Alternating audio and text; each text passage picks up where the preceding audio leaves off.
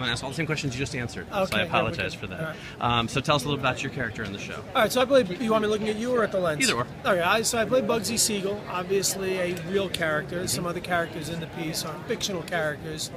Some of the members of Bugsy's gang are these fictional characters. It's 1947, and the LAPD is looking to crack down on sort of the crime syndicate in LA. And this charts basically what goes on. So, our boss is talking. Okay. Since your character is based on a real person, how much of your character was formed from research, and how much of it was just from you bringing your actor sensibilities to the part? Do you know what I mean? The biggest part was actually Frank's words. Frank obviously did a lot of research, read the book on which some of this is based. But for Bugsy, what he said is, you've got to be larger than life. Right. These guys have to want to kill for you. All these women want to have to jump into bed with you. Right. Like, you need to be that guy. Right. So, I did, a little bit of research on Bugsy, on the time period, but kind of left it at that. It wasn't like I was looking to pick up any of his mannerisms, tics, or anything like that. Right, gotcha.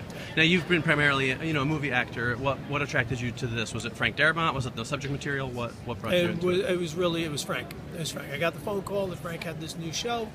They were interested in me looking at the part of Bugsy. Mm-hmm. I said, hey, it's Frank, absolutely. They sent the script, and, after reading the first scene in which Bugsy appears, I was like, all right, let me just keep my fingers crossed that the rest of it is as good as that first scene. Right. And I read, another 4 episodes. It was all great, and I was in. Great. I'm supposed to be doing all 3 of you at once, so if you guys want to squeeze in, I'll ask you guys questions. Tell us quickly about your characters as well. I played Ned Stacks, who's a fixer for the mob, but operates on both sides because he also happens to be the mob's attorney. Mm-hmm. So he's a legitimate face for his bosses, talking to the cops, talking to the courts, things like that. But he has a very, very heavy part of execution when it comes to execution.